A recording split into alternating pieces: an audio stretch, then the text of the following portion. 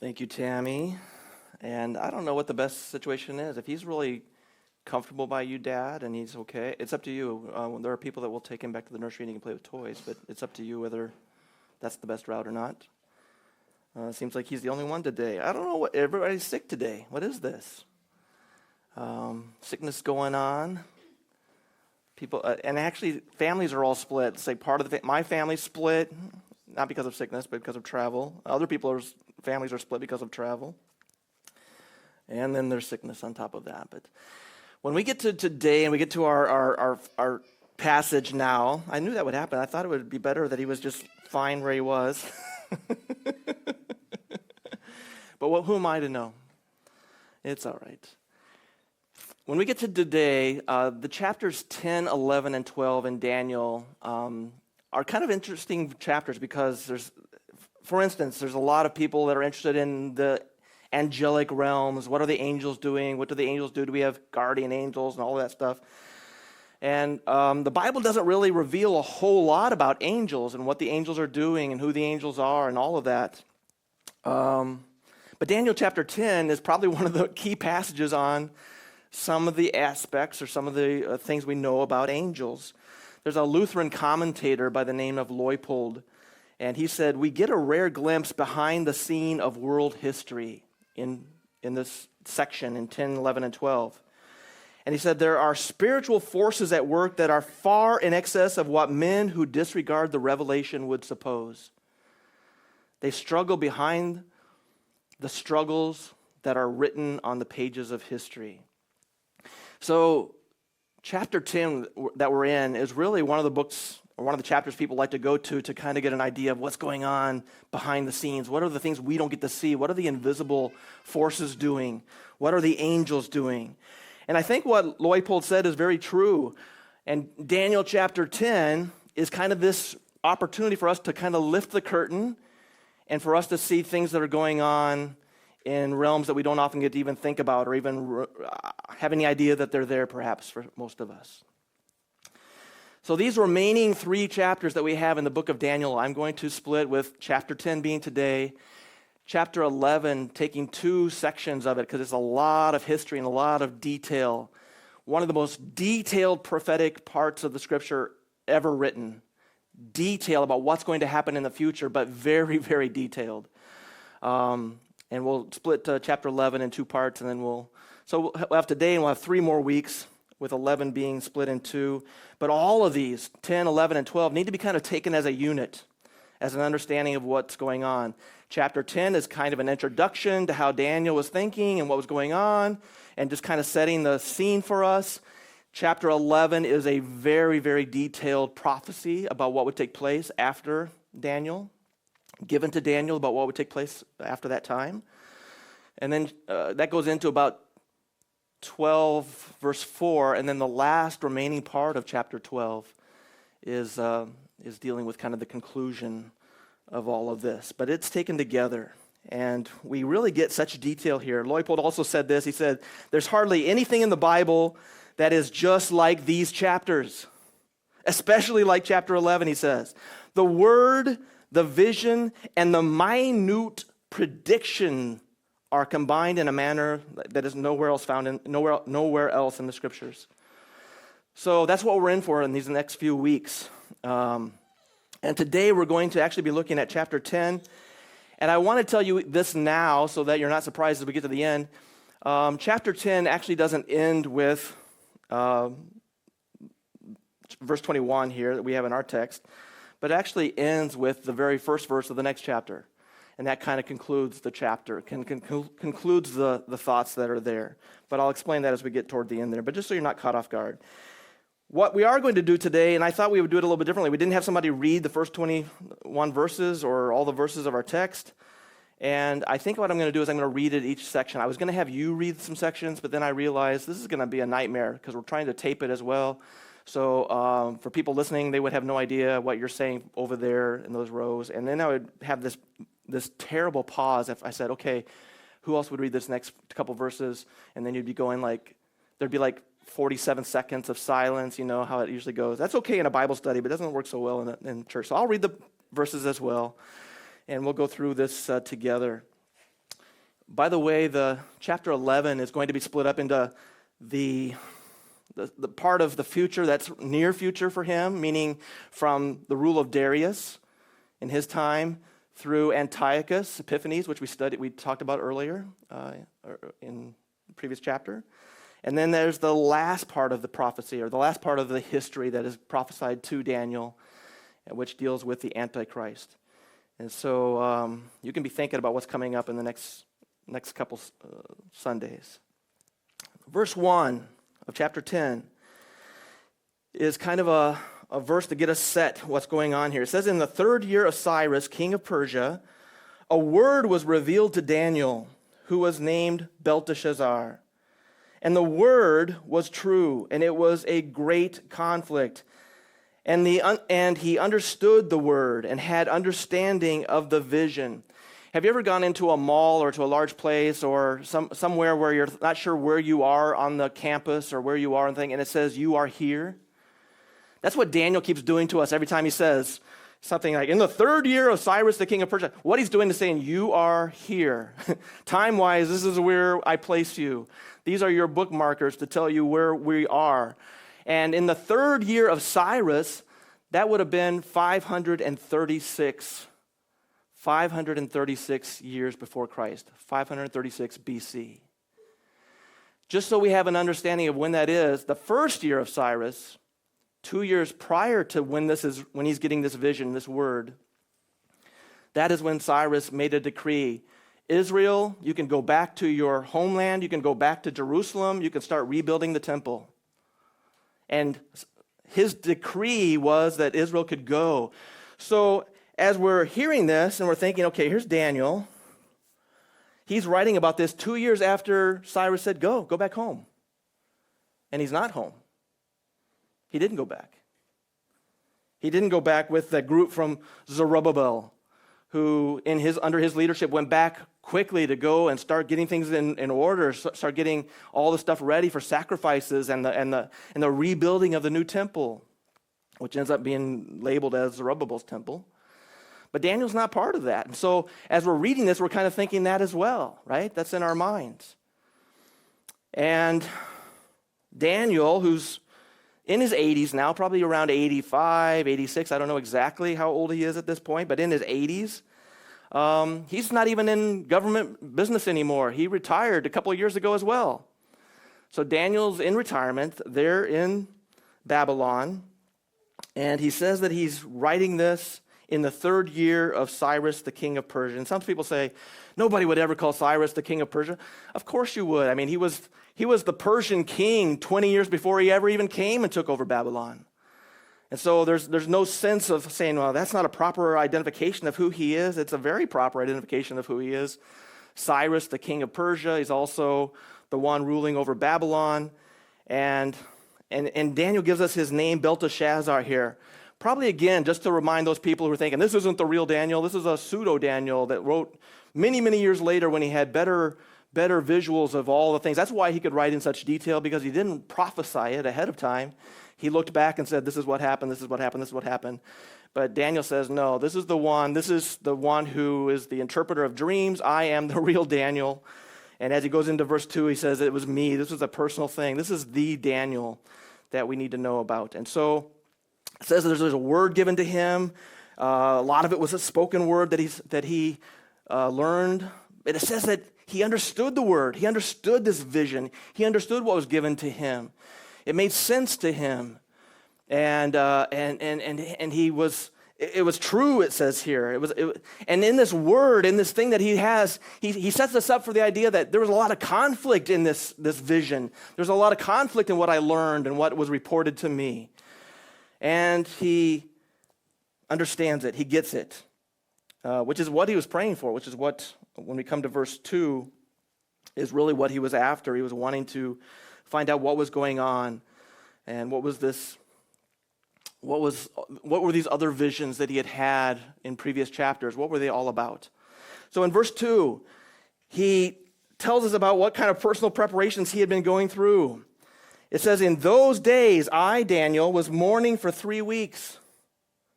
I ate no delicacies. No meat or wine entered my mouth. Nor did I anoint myself at all for the full 3 weeks. This sounds like me when Sarah's gone. Kind of a similar situation where for all that time I don't bathe, I don't do anything. There's no, don't shave. Not really. I'm surviving. I'm doing fine.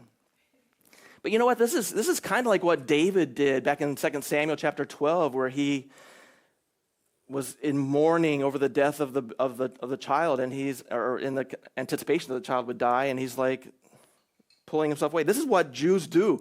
When they are in mourning, they do not anoint themselves. They do not do things that are part of their rituals of every day. They change the whole scenario. It's basically like saying, you know what? For this time of my life, Daniel's saying, in this time of my life, I stopped being about me. It wasn't me, and I was so empty of me, empty of what I wanted to eat, what I had to have, what I needed for my sustenance. It was about God. I need to deal with you. I need to have some time with you. I need you to know that I, in humility, am coming before you. Not me just kind of adding you to my list of all the things I do every day, of all the things I eat and drink and what I do for my rituals. It says that for 21 days this was going on. Now, when we learn of what the time of this was from the first verse through now, we realize this would be the time in the first month when they would be going through their Passover, their celebration of Passover. They hadn't been doing that, but maybe now for these last couple of years, now that they're back to the temple, maybe also the Jews, even the Jews that are away from Jerusalem, are thinking about the Passover, thinking about the Feast of Unleavened Bread, and thinking about what they do and how they do that. But maybe even with that in mind, he was fasting. He was mourning, it said here. And even though some of the Israelites had gone back to their homeland, things that had been reveal also that it's going to be hard. There are going to be enemies. There's going to be all kinds of trouble going on here. Verse 4, Daniel's by the Tigris River, and he has this vision. It says, on the 24th day of the first month, as I was standing, and remember, so he had been 21 days, so from the very beginning of the month, he had been fasting. And he says, I was standing on the bank of the great river, that is the Tigris. I lifted up my eyes and looked, and behold, a man clothed in linen with a belt of fine gold from Uphaz around his waist. His body was like beryl, his face like the appearance of lightning, his eyes like flaming torches, his arms and legs like the gleam of burnished bronze, and the sound of his words like the sound of a multitude. And I, Daniel, alone saw the vision. For the men who were with me did not see the vision, but a great trembling fell upon them, and they fled to hide themselves. So I was left alone and saw this great vision, and no strength was left in me. My radiant appearance was fearfully changed, and I retained no strength. Then I heard the sound of his words. And as I heard the sound of his words, I fell on my face in deep sleep with my face to the ground. So here's Daniel. It says he's by the Hiddekel, the Tigris River. And maybe that would be kind of a meeting place of those that were going off to go back to Jerusalem or whatever. It could have been those that are kind of coming out and coming away from the feasts, if they were celebrating them, if they had started that back up again, even in Babylon, of the Passover and the Feast of Unleavened Bread. For whatever reason, Daniel's there by the river, and he had been fasting, he had been mourning, and after this memorial, this Passover feast, this Feast of Unleavened Bread, he's there, and he said he alone saw this vision. All the others that were there did not see it. They just knew something was up. They just knew something was going. They trembled at what was going on, but they didn't see the vision that Daniel saw. He alone saw it. And then Daniel saw this man in the vision, and people are split about who this person could be in the form of a man, but by the description of this person, fine linen, a sash, fine gold sash, and all of these things. There are scholars who think that this had to have been the Son of God. Kyle, Young, Valvard, Feinberg, Whitcomb, Wiersbe, lots of scholars saying this was the Son of God, no doubt about it. The Jewish interpreters, the way they look at this passage in Daniel, they say this was an angel. And there are scholars like Ironside, like Leupold, Pentecost, Joyce Baldwin, who's written a commentary, who think that this could not have been the Son of God. This had to have been an angel. And those that lean toward the Son of God say, look how radiant and how beautiful. It's the exact same description you would have in Ezekiel for this person, or in Revelation for this person, and it was the Son of God there. And those that would disagree would say, yeah, but when we get to verse 13, I think it is, all of a sudden this person is wrestling with another angel and kind of losing, not doing very well, and that's just kind of an indication that couldn't have been the Son of God. And I would agree with both of them. I would agree that this is the Son of God, and that in verse 13 it is not the Son of God. And we'll get to that point when we get to verse 13, but you have this amazing description, and you have the similarities of this man, this person, dressed in fine linen. That is what would happen with the priests. And to have that gold sash around the waist, that belt around the waist.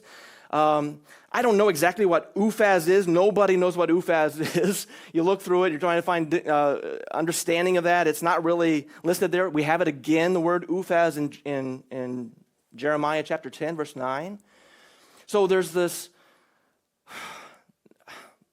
his skin, his person, who he was like a beryl, like a radiant gem. And it shows somebody that is not like anybody normal, not like anybody else, not like any angel we've seen up to this point or we'll see afterward. So you have this description, and I think that the term Uphaz, whether we know anything about it or not, I think it kind of, in the places where it is an indication of some kind of refined gold, a gold refined in such a way that it is just the purest of gold. Probably the kind you would get from India or someplace. The gems and stuff that come out of those places are like the best ever. But it also looks like the person that John saw when he was on the island of Patmos and when he described him as the Son of God.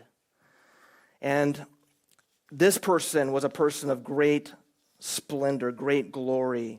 And Daniel's companions that were there with him at the time by the river, they aren't seeing all of this, but they just know something is up. They go and hide themselves. And there have been those reactions as well throughout the scripture of being in the presence of something like this. But Daniel he faints. He is so weak. He just faints. He falls to the ground, falls on his face, does a face plant. And here we have verses 10, and I want to read verses 10 through 14, which is kind of telling us what this revelation is going to be about. And behold, a hand touched me and set me trembling on my hands and knees. And he said to me, O Daniel, man greatly loved, understand the words that I speak to you, and stand upright, for now I have been sent to you. And when he had spoken this word to me, I stood up trembling. Then he said to me, fear not, Daniel, for from the first day that you set your heart to understand and humbled yourself before your God, your words have been heard, and I have come because of your words. The prince of the kingdom of Persia withstood me 21 days, but Michael, one of the chief princes, came to help me, for I was left there with the kings of Persia, and came to make you understand what is to happen to your people in the latter days. For the vision is for the days yet to come. So now a man touches Daniel, and so many have said, well, that's the same man that came and was so dressed in such splendor and stuff. And he proceeds to speak to Daniel. And I think that we don't have any reason to think that the man that was dressed and was the Son of God is now the one who says, I've been fighting against the prince of Persia, this demon, this bad angel who's representing Persia, and I've been fighting against him, and Michael had to come help me. That makes absolutely no sense in the sense that this would be the Son of God. And so we have a change here in the sense that, behold, a hand touched me, does not make an automatic reference back to it was the one who was dressed up in linen and was in such splendor. And this angel speaks to Daniel. He says that Daniel is greatly loved, greatly treasured. Remember back in chapter 9, that was also said of Daniel by the angel in verse 23, that he was greatly loved. Daniel, you are a one who is greatly loved. He'll say it again, actually, in our text today, in chapter 10, in verse 19. This is something he repeats, and it's this Hebrew phrase of ish hemudot. Ish is the word for a person or a human being, a man. And it just basically means you are a man of preciousness. Which, people say that about you all the time, right? Too, right? I'm a person of preciousness. Probably not. And I think what's more revealing here is not just that Daniel was thought of as being somebody special in the eyes of other people. He was. I mean, even his enemies couldn't find things against him, remember? And we've said on numerous occasions, there was nothing ever negative said about Daniel. He's kind of like a Joseph in the sense that he's a type of Christ in that way, that nothing negative is said about him. Not that Daniel was a perfect person, but just in the what we understand of him, nothing, no foolishness is found in him. He's a man of preciousness. And again, here we have that repeated for us here in our text. And it was really that Daniel receives this message in a very impressive way. That this angel comes, the angel says, I've been wrestling with this prince of Persia and Michael. All of them called princes, by the way. We've had the idea of a prince earlier here. We have the prince here of Persia, the prince of, referring to angels.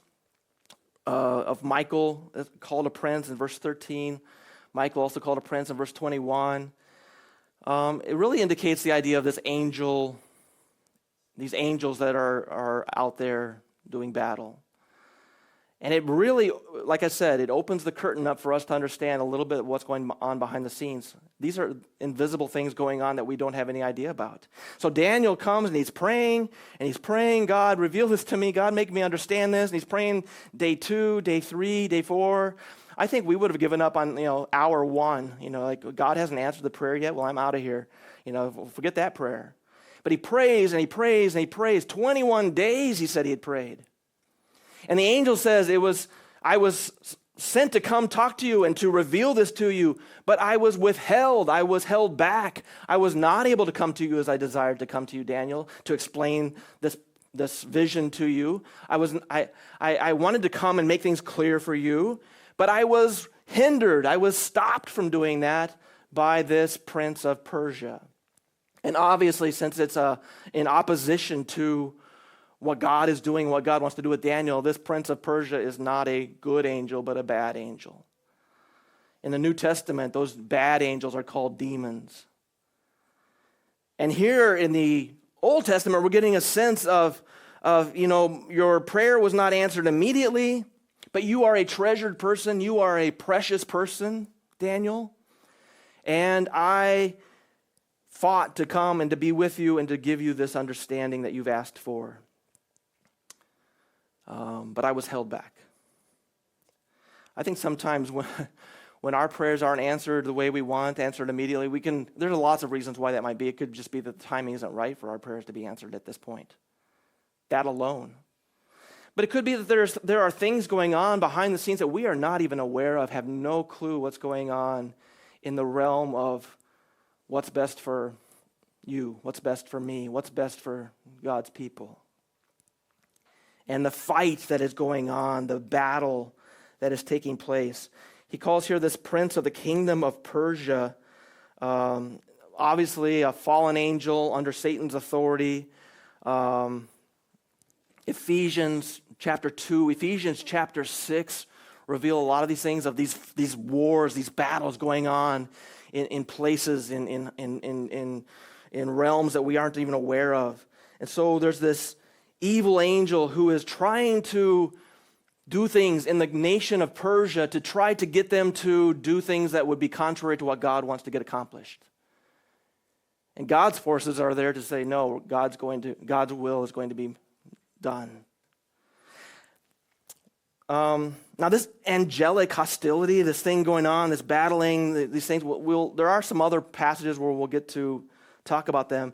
Some have made this into the idea of there are territorial angels. There are angels in charge of Persia. There are angels in charge of Israel, as we'll find out in our text today. There are angels in charge of all kinds of places. There's the prince of Botswana, doing battle with the other evil prince of Botswana. There's in every land, in every place. I'll tell you what, in my land, whoever our prince is and what's going on, it just seems like it's not going so well right now.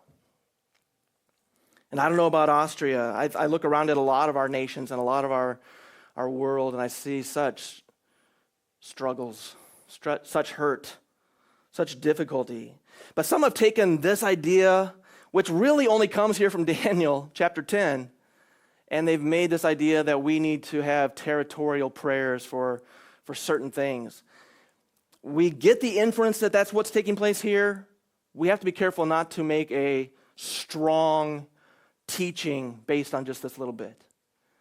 I remember when I was in Vienna way back, maybe 20 years ago, I got this call that somebody was in the hospital, and this person was the husband of a very, very, very famous author who writes books, Christian books. And her husband was in Vienna, but something happened to him, and he was in the hospital, and could I go visit him and just encourage him? So I did, had no idea. I mean, I knew this person, very charismatic, very an unusual author. So I went and talked to the husband, and he just started to tell me about, the demons and how he prays demons out of people. And sometimes he has to touch parts of their body where those demons are. And they weren't even parts of the body. You wouldn't let anybody touch you there. And I thought to myself, what a shame. That people take a real thing that's going on, that there are battles going on, and they take it and they manipulate it, and we never have in the scripture a place where we are supposed to pray to remove evil spirits, or where we are supposed to go to battle ourselves. The Bible tells us to resist Satan. The Bible tells us to put on the armor of God so that we are ready against what he's going to do, to be wise against him. But we do not go forging into battle against demons and demon spirits. That is not a biblical thing. And so I just want to say that as we're looking at this area, and as we kind of understand just the gist of what is here for Daniel. Daniel understood it. It says he understood it. But there's this sense that God does allow demon activity to a certain degree, and that there really is a battle between God's angels, the holy angels, and those who have fallen, who have already given up the glory that God had given to them. And this is a real thing. So there's that sense that God exercises free will on the part of these demons. Remember, as Christ would cast out demons, they would say, please don't do this, but if anything, cast us into those pigs, that herd of pigs. And there's that sense that Christ is in total command of all these realms, but God gives some leeway for this time. That God allows Satan to roam around as a roaring lion, seeking whom he will devour. He hasn't just demolished all of this free exercise of opposition against the Lord and against things he's doing. Job, first written book of the Bible, kind of explains and talks about that, where Satan is able to talk with God and kind of determine, what about this Job? He really wouldn't serve you if he didn't have all these material belongings and beautiful things. But God never lets us be tempted even beyond a limit. Satan is limited in what he's able to do, but there is some freedom there. And we know that from Ephesians 1 that some angels have more authority than other angels. And so we have here in this situation where there's things going on in Persia. Later on we'll find out things going on in Greece. And bad agents, bad angels are trying to thwart what God is going to do, and God's not going to let that happen. But here in this case, we see that there was a delay, and that this angel needs to get back. That we don't even know, he's not even named here. It could be Gabriel. Gabriel was named earlier. It does say that he called Michael to come to his side and to help deal with that situation in Persia. But in many ways, a lot of things we're doing here is kind of assuming maybe it's Gabriel. We don't know. Maybe there are territorial situations. It could very well be. We don't know, though. Not based on just this one section here. But there's this unseen struggle, battle going on that Daniel talks about from the very beginning in verse 1, this conflict going on that we are not even aware of. And they have a strong influence on a land like Persia, strong influence on what's going on in Greece. And they use whatever resources they have to try to manipulate and do things in order to hinder what God wants to get accomplished. So evidently this good angel speaks to Daniel, and he talks that he was kept back a little bit from being able to be there for 21 days while he was dealing with some things going on in Persia and with the king and with the prince of the kingdom of Persia. Now I think it's interesting that we have Cyrus announced to us at the beginning as the king of Persia, and then we have this prince of Persia, which is obviously a bad angel working against God's plan. And we have Daniel in the middle of this, persisting in prayer, praying, not giving up 20 days, 21 days. And finally, in verse 14, the good angel comes to explain to Daniel what is going to take place with the Jews in the future days, in these coming up days, and in the latter days. So Daniel had prayed that. He had prayed for clarification. I need understanding. I would like that. Praying. But when the revelation comes, I don't know if Daniel's ready for it. Look in verses 15 through 17. And when he had spoken to me according to these words, I turned my face toward the ground and was mute. And behold, one in the likeness of the children of man touched my lips. Then I opened my mouth and spoke. I said to him who stood before me, O my Lord, by reason of the vision, pains have come upon me, and I retain no strength. How can my Lord's servant talk with my Lord? For now no strength remains in me, and no breath is left in me. And apparently, just thinking about this angel conflict and all the stuff that really Daniel was not aware of. This was not in his vision. This was not in his mind that this was going on. And to even be told that really has an effect on Daniel. Having not had knowledge of that and now all of a sudden having a bit of knowledge of that, perhaps that's the reason why the Bible doesn't give us just a carte blanche understanding of all the things that are going on. But he bows his head and he's just kind of silent about this. He's quiet, he's mute, it says here in the text, and he's just this person who resembles a human, this angel, probably an angel, touches the lips of Daniel, enables him to speak, and all of this anxiety, all of this thinking of this, not that he's not understanding it, in fact, quite the contrary, because he is understanding it, it has a real effect on Daniel. And in verses 18 and 19, Daniel gets the strength he needs. And again, one having appearance of a man touched me and strengthened me. And he said, O man greatly loved, fear not. Peace be with you. Be strong and of good courage. And as he spoke to me, I was strengthened and said, Let my Lord speak, for you have strengthened me. It was as if he recoiled and said, I can't get this. Don't say this to me. He had fainted once, been revived again, like you're going to listen to this. He hears just the idea about the angels and the battles going on, and he's faint again, and he's weak, and he can't talk, and he's given strength again. And the encouragement that comes from this angel is that, after 3 times in chapter 10 of receiving this strength from the angel that touches him, it's this words of encouragement that he gives to him. Daniel, you are greatly loved. Daniel, God wants you to know what's coming up, what's going to happen with your people. And we don't even know if these are different angels altogether. They had the vision of the man in linen and the gold sash, and an angel that maybe was Gabriel, maybe not, maybe just another angel. Maybe this is still another angel here.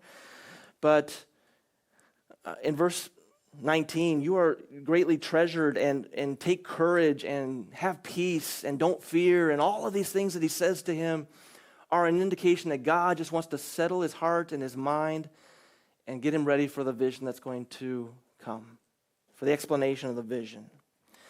And so all of this has just kind of been a build-up to the vision itself. Daniel's falling apart, he's weak, he's strong, he's being strengthened, he's being encouraged. But the total effect of all of this in chapter 10 is to get them ready for what the vision is going to be. And the angel explains the activities that have been taking place. Let me read all the way through verse 1 of chapter 11, so verse 20. Then he said, do you know why I have come to you? But now I will return to fight against the prince of Persia.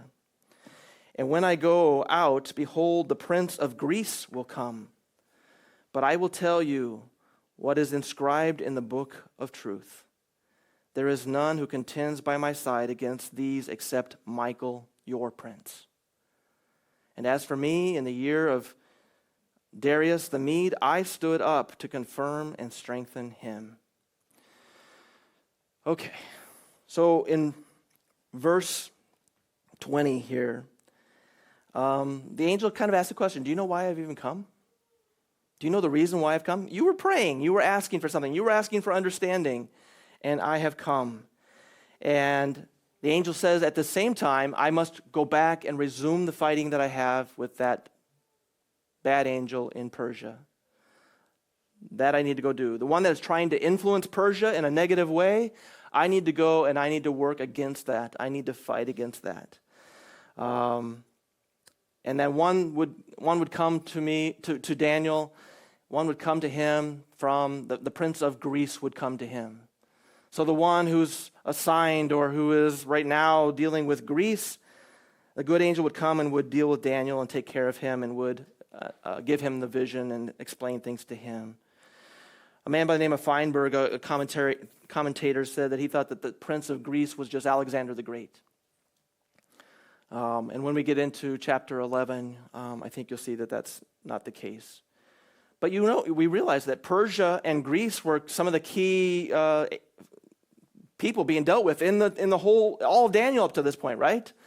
The kingdoms and who these kingdoms are. So Persia and Greece are definitely at the forefront of what's going on in God's plan right now. But God is sovereign and God is dealing with all these things.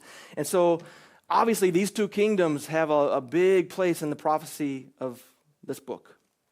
And so behind many of the details of history, there's this struggle going on, angelic forces, making sure that the will of God is accomplished. It says here that they were inscribed in the book of truth, but I will tell you what is inscribed in the book of truth. Very, very interesting. It's the writing of truth, meaning that God has recorded the truth. God has ahead of time looked at what is going to take place. And this angel is going to give to Daniel what is recorded in the book of truth, what needs to be made known to him, to encourage Daniel that he would realize there's spiritual warfare going on, but God's will always be accomplished, will always happen. And he says this about the prince of Greece, and then he says this other prince, Michael, which he says to Daniel is your prince. Michael's the prince of your people. Michael is apparently this particular angel. It's his comrade in battle. He came over and helped him in the battle against the evil prince of Persia. But Michael is your prince, the one for the Jewish brethren, the one that's been watching over you and taking care of you. It's encouraging for God's people to know that God, we would say it this way, God has their back. God is there for them. God is watching over them. He's taking care of them. So all of this has been set up to prepare us. And in verse 1 of chapter 11, you know what? If we didn't kind of stick it over here in what we're reading right now, without making the connection here with what it is here, we would be likely to think that it's just like the beginning of other chapters. In chapter 1 and verse 1, he gives us kind of a timestamp, right? Chapter 2, verse 1, chapter 3, verse 1, chapter 4, verse 1, he did that. Chapter 5, chapter 6, chapter 7, verse 1, he gives us that time of the ruler at the time and what year of their kingdom they were at. In chapter 8, chapter 9. So we get to chapter 10, and we have Daniel doing the same thing, in the third year of Cyrus. And I can see why the person who was dividing this, and you guys have to realize that the division of chapters and verses in our Bible, that was not what God did. God did not say, okay, Moses, now make sure this is verse 7. None of that was there. In fact, not until the 1200s in England, the Archbishop of Canterbury divided the chapters and the verses so that we could go quickly to John 3:16 or whatever. And we didn't have to go, okay, I know it starts with, what is that? And we didn't have to be flipping through our Bible. After he did that, a couple hundred years later, a Jewish rabbi did the same thing with the Old Testament and kind of divided it out. And then another man in 1555 kind of gave us pretty much what we have now and what most Bibles will use in order to go back to the same text. But that doesn't mean that it was inspired that chapter 11, verse 1 belongs in another chapter. Quite the contrary. And as we read it here, it says, as for me, meaning this angel that's talking and saying he's going to send Michael and this prince from Greece. As for me, in the first year of Darius the Mede, I stood up to confirm and to strengthen him. I was that angel. I was the one helping Darius do what he needed to do because, you know what? These are the things that have affected your people. Look, we're 2 years out and your people, they've headed back to Jerusalem. They're rebuilding the temple. They're in the process of doing things. These are things that have been worked out for your benefit. So protecting Darius the Mede and keeping him and watching over and making sure things take place was the angelic ministry. And his angelic ministry had been effective. What he had been doing was a blessing for the Jews. Look where the Jews are going now. Look at what was trying to be thwarted, and yet the 70 years are up for the punishment for Israel, and they're going back to their homeland. This is what we get in chapters 10 through 12. And we realize there are several things that just we walk away with. We say, you know what? I need to be more committed to my prayer time. I don't get that answer within 12 minutes. I need to be giving God more of my heart. And he wants to see me humbled. He wants to see me praying and praying and praying for his will to be accomplished. And we also see the idea of angelic warfare, which ought to waken us up, not to scare us, but for us to understand that we know very little about what's going on around us and what God is doing. And we have in these chapters coming up here, we have certain antagonists against Israel that want to put Satan's plan into action and to somehow work against God. And you have later on a man by the name of Haman trying to kill all the Jews, trying to get the Jews eradicated. That was one of Satan's attempts. God thwarts it. We see in situations like this that it was angelic wrestling matches that were taking place. Then we're going to see Antiochus, where he comes in and he tries to deal with the Jews, to stop their worship, to basically put them in such a position that they couldn't continue on with their worship. We'll talk about that next week. And then you have the Antichrist. Another last attempt to try to thwart what God is doing with his people. So I guess the thing that comes out on top is that God wins. God always wins. God's forces are always there. The part that really bothers me, or not bothers me, but makes me think is like, why does God even allow any kind of leeway, any kind of, I guess it's to let Satan feel like his pride gets even bigger and bigger to think that he could do something against God. It's not going to happen. It doesn't happen here. God always prevails. God is always in charge. And I hope that reminds us that our time in prayer is meaningful and that God is working forces and doing things that we have no idea about for our good, to accomplish his will. We're going to be, you have to come next week with, I don't know, maybe I'll give a test or something. It'll seem so much like school. We're going to go through Greek history. But we're going to go through Greek history in such a way that we have to remember ourselves that this was written a couple hundred years before these details were listed. And yet when we look at the details, we'll go, nobody could have predicted all those specific things about history. We look back at history and we say, yeah, those things happened, those took place. And that is why a lot of scholars say there is no way Daniel wrote this at the time that Daniel says he wrote this. He had to have written it much later after he knew all these things took place. And if that doesn't just amaze us at the precision of our God, he is such an exact God. His sovereign rule is not just, in general, I hope this kind of happens. No, specifically on days. The more we go through Scripture, we realize that he accomplished it at the fullness of time Christ came. He accomplishes things at the exact, precise moment. And he does things in the exact, precise way with the exact, precise individuals he wants to use.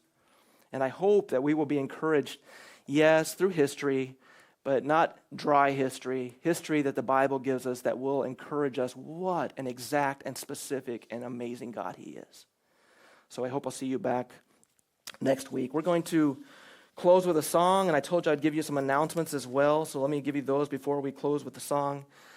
Next week is the change in time. And it is the beautiful change in time. It is the beautiful change in time that we all love because we get an extra hour. And now all your phones and things are going to do that automatically, but just so you have that peace of heart and mind to know, I'm sleeping an extra hour tonight. My clock is not going to wake me up until, what is basically an hour later, and I'm going to love it. I'm going to be so rested. And so if you don't have those weird clocks or good clocks or modern clocks, then make sure that you are aware because somebody will show up here at church and they'll be standing outside the door when I come to unlock it, and they will have already been standing there for a long time, and oh yeah, I forgot about that. I don't want that to happen to you. Don't you be that person that misses out on the beautiful time change, the best one. Maybe the other one, later on that comes in the year when you take an hour away from you, maybe that's when you want to not be totally in tune with that. On Tuesday, we'll have our Bible study. It's at my house. My wife is not there, so it is a junk pile. I mean, it looks like a man cave. There's chips all over the floor. And so if you come, please come with a vacuum. No, it's really not too bad. But I'd love to have you come and join us for our Bible study. If you can't be there, then make sure I have your email or whatever and send you a reminder to come join us with Zoom, and you can be part of it that way, which is also a good thing.